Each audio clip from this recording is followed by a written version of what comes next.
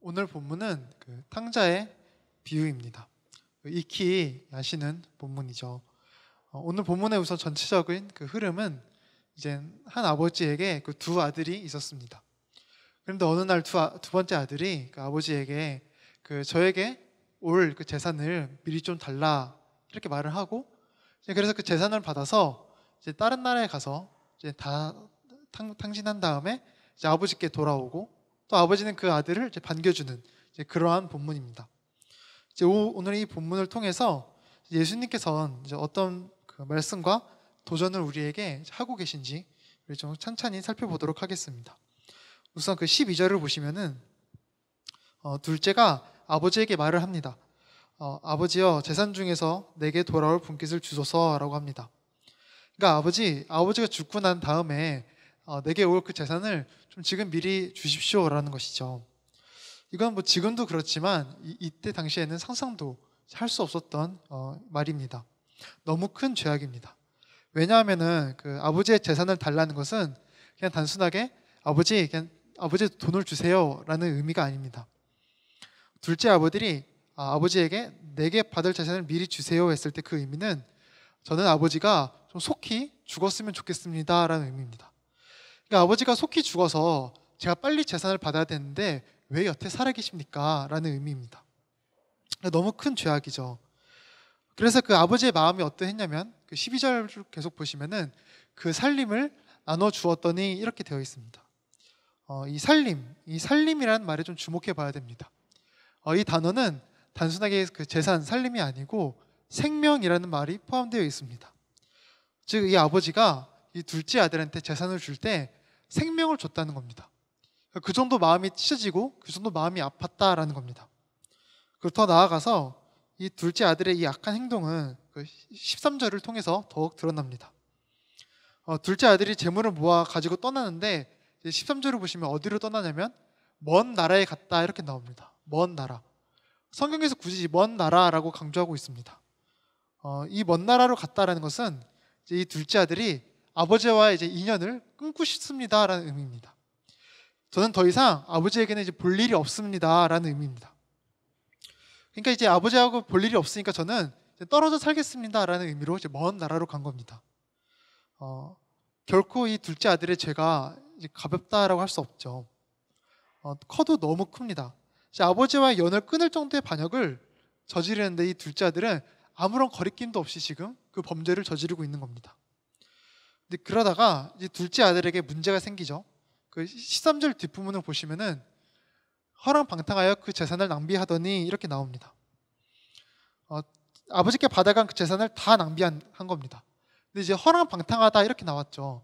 그러니까 그 어마어마하게 많은 재산을 받았는데 근데 그 재산을 바르게 사용하지도 못한 겁니다. 악하게 사용하고 자기 뜻과 자기 정욕과 자기 생각대로 그냥 마구잡이로 써버린 것입니다. 이 둘째 아들의 모습을 그래서 보면은 이렇게 천하에 나쁜 사람이 있나, 이렇게 천하에 나쁜 아들이 있나 싶습니다. 어떻게 이런 사람이, 어떻게 이런 아이가 나왔을까 싶을 정도로 굉장히 악합니다. 그런데 이 둘째 아들의 이 악한 모습이 바로 이제 우리의 모습이라고 할 수 있습니다. 우리의 모습은 하나님께서 보시기에 참으로 이제 슬픈 그런 상태입니다. 우리가 하나님을 저버리고 죄를 선택할 때 이제 그 모습은 이 아들의 모습과 결코 다르지 않기 때문에 그렇습니다. 우리가 죄를 범할 때는 이제 해서는 안 될 짓을 하나님께 하고 있는 겁니다. 하나님께는 차마 하면 안 될 짓을 우리가 하고 있는 게 바로 죄를 짓는 것입니다. 그런데 이 아들이, 오늘 본문의 아들이 아무렇지도 않게 아버지를 떠난 것처럼 우리는 정말 아무렇지도 않게 양심의 가책도 없이 하나님께 죄를 범하며 살 때가 너무나도 많습니다. 그리고 더 나아가서 우리가 그러한 선택을 할 때 하나님께서는 오늘의 본문 아버지처럼 생명을 찢는 것 같은 슬픔이 있으십니다.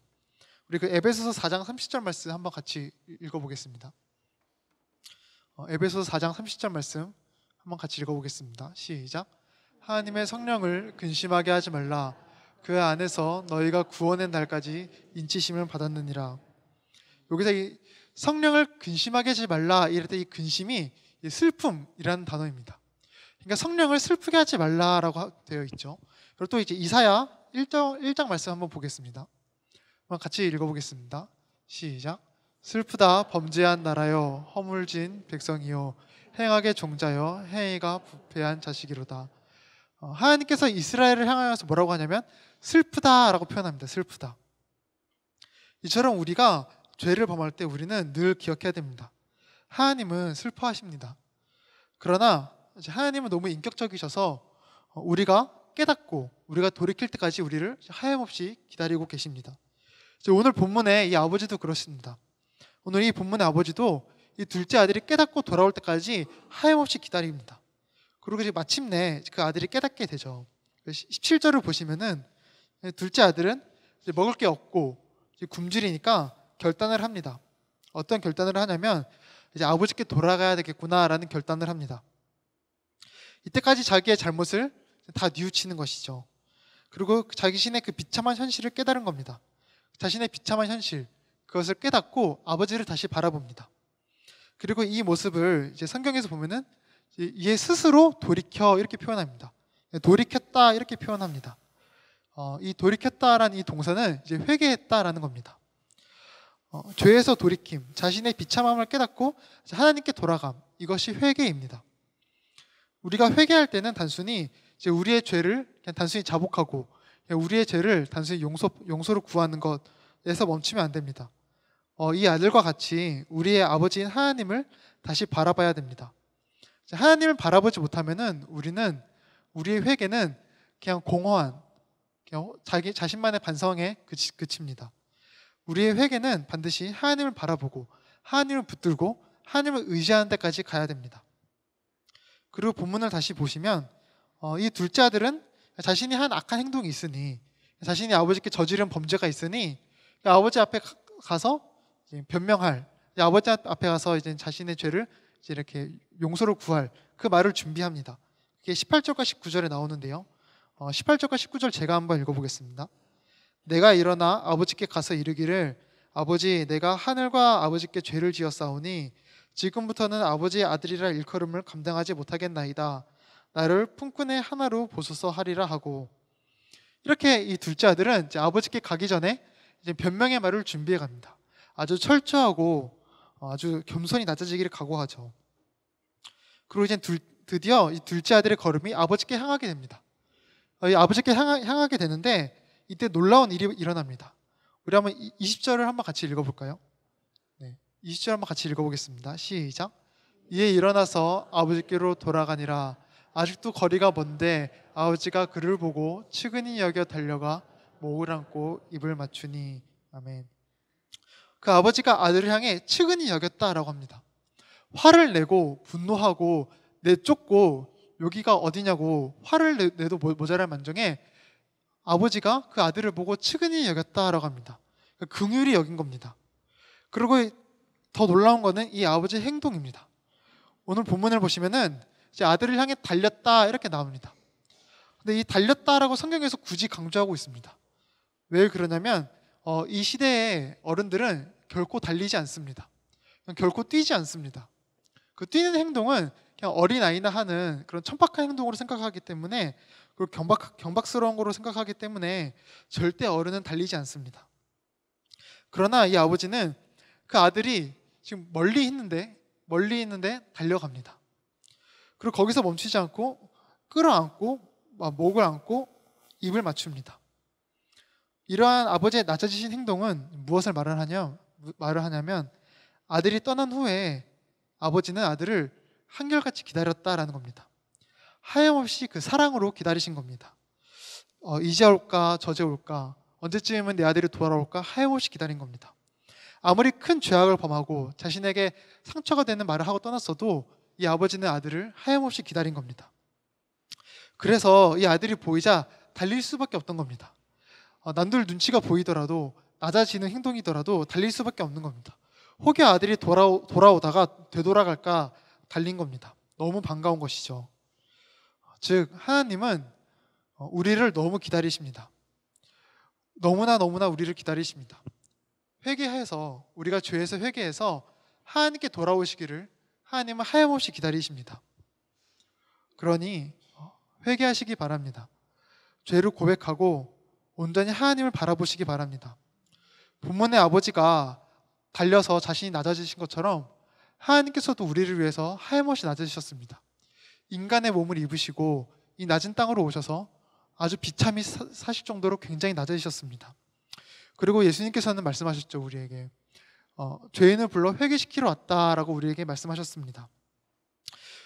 하나님께서는 자신이 그렇게 낮아지실 정도로 우리를 사랑하시고 우리가 죄에서 돌이켜 자신에게 돌아오기를 하염없이 기다리십니다. 거기서 멈추지 않고 오늘 본문에 이 아버지의 사랑이 더 나옵니다. 둘째 아들이 이제 아버지를 만났으니까 아까 전에 그 변명을 준비했던 그 말을 해야겠죠. 그래서 그 21절에 보면 그 변명의 말이 나옵니다. 한번 21절 제가 읽어보겠습니다. 아들이 이르되 아버지 내가 하늘과 아버지께 죄를 지었사오니 지금부터는 아버지의 아들이라 일컬음을 감당하지 못하겠나이다 하니, 아까 그 18절에서 연습한 대사를 그대로 읽고 있습니다. 그런데 이제 본문을 잘 보시면은 그 아버지는 그 아들이 변명한 말을 다 듣지 않습니다. 그 아들이 자신이 변명한 말을 쭉 늘어놓고 있는데 그 아들의 말을 중간에 끊어버리고 자신의 말을 합니다. 그래서 어떤 말을 하냐면 우리 22절 한번 같이 읽어보겠습니다. 시작. 아버지는 종들에게 이르되 제일 좋은 옷을 내어다가 입히고 손에 가락지를 끼우고 발에 신을 신기라.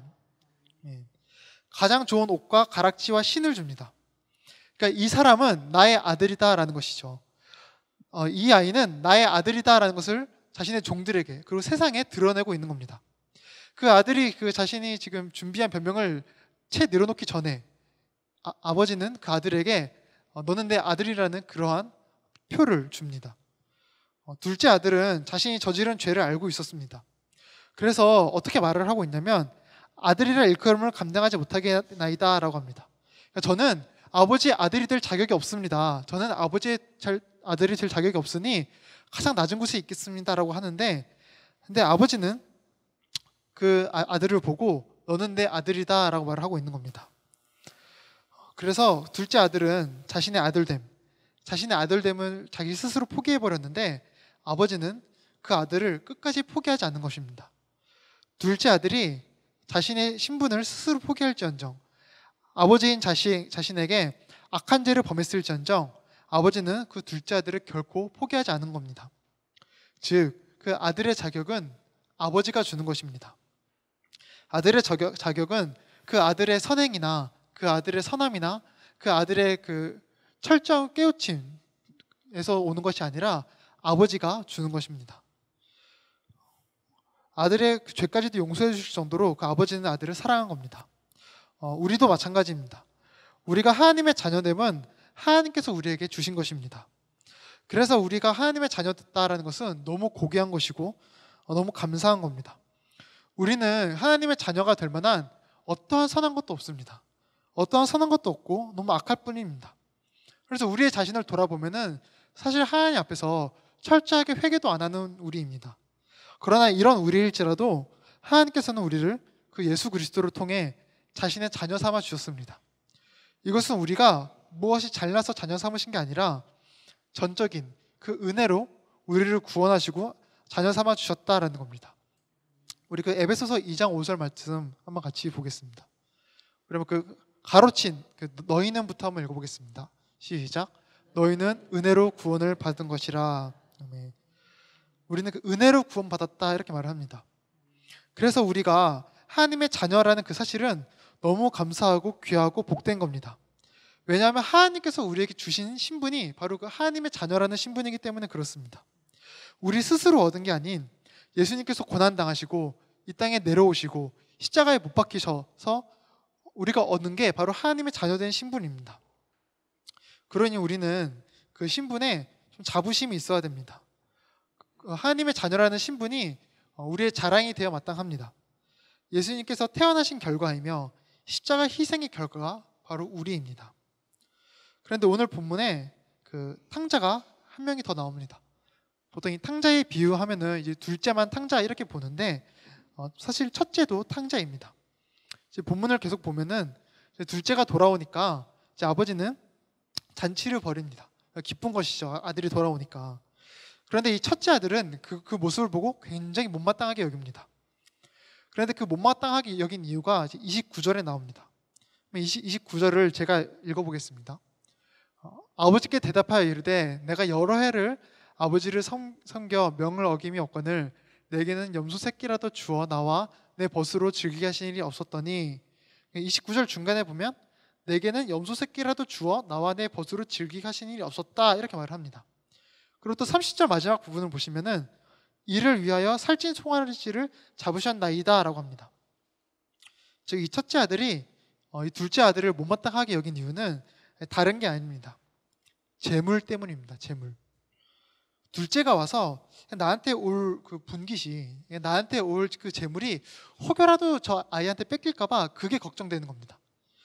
그것을 아버지도 너무나도 잘 알기에 31절 마지막을 보시면은 내 것이 다 네 것이로되 라고 말을 하는 겁니다. 결국 첫째 아들과 둘째 아들은 그 행동만 달랐지 그 마음에 들어있는 것은 똑같았습니다. 그 아버지의 재물입니다. 아버지의 재산에만 오로지 자신들의 시선이 있었습니다. 그러나 아버지는 그렇지 않습니다. 31절을 다시 보시면은 아버지는 너는 항상 나와 함께 있으니 라고 합니다. 아버지의 초점은 이것입니다. 아버지의 초점은 함께 있는 것입니다. 더불어 살아가는 것입니다. 아버지의 마음은 늘 그 아들에게 향해 있었습니다. 그래서 28절에서 아까 화가 난 첫째에게 아버지가 먼저 다가가 주신 겁니다. 그리고 아버지가 그 첫째에게 먼저 다가가 주시고 둘째가 멀리서 보이니 뛰어간 겁니다. 그 아버지의 초점, 아버지의 관심은 늘 그 아들들에게 있었습니다. 물론 그 도덕적으로 보면은 첫째가 그 둘째보다는 나아 보입니다. 도덕적으로 보면 나아 보이나 결국 두 아들의 마음에 있던 것은 동일합니다. 재물입니다. 마음의 시선이 아버지께 있는 것이 아닌 오직 재물에 있었습니다. 그것을 아버지는 알았지만 아버지의 마음은 늘 그 아들들에게 향해 있었습니다. 우리는 어떤 마음으로 살아가고 있는지 좀 돌아봐야 됩니다. 지금 마음에 원하고 계신 것은 무엇인가요? 마음에 지금 이 순간 들어있는 것은 무엇인가요?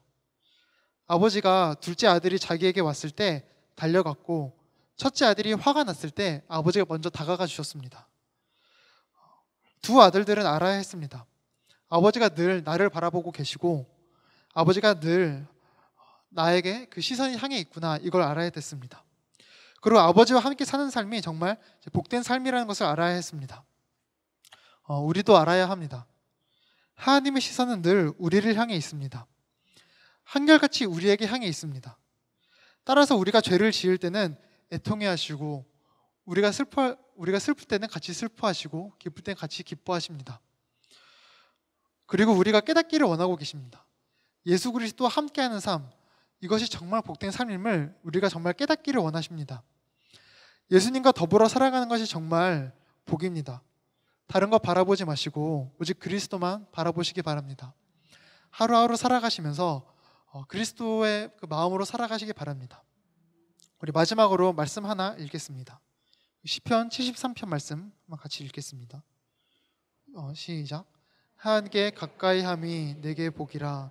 내가 주 여호와를 나의 피난처로 삼아 주의 모든 행적을 전파하리이다. 아멘. 하나님께 가까이 함이 복이다라는 이 고백이 우리의 고백이 되기 원합니다. 하나님의 마음은 늘 우리를 향해 있음을 기억하시면서 나의 뜻과 나의 생각과 나의 판단으로 살아가는 것이 아니라, 나의 욕심으로 살아가는 것이 아니라 그 우리의 마음에 그리스도의 마음, 아버지의 마음을 품기 바랍니다. 예수 그리스도의 마음으로 살아가며 하나님과 가까워지는 것, 그것이 온전한 복이고 온전한 행복임을 하루하루 그렇게 주만 바라보며 알아가는 저와 우리 성도님들 되기 바랍니다. 다 같이 기도하겠습니다. 하나님 아버지, 우리 오늘 이렇게 이 탕자의 비유를 통하여서 정말 주님께서는 우리에게 무엇을 원하는지 생각해 보았습니다. 주님, 우리는 이 세상을 살아가면서 너무나도 나의 고집과 나의 생각과 나의 판단으로 살아갈 때가 너무나도 많습니다. 내 안에 너무나도 많은 욕심들이 있어서 정말 주님을, 하나님을 우리 마음에 두기가 너무나도 어렵습니다. 주님, 저희를 불쌍히 여겨주시옵소서. 그래서 우리의 마음이 오직 주님만을 하게 해 주옵시고 늘 주님만을 바라보게 해 주옵시고 늘 주님만을 의지할 수 있도록 저희의 마음을 주장하여 주옵소서. 주님 언제나 저희와 함께 하실 것을 믿사오며 예수님의 이름으로 기도합니다.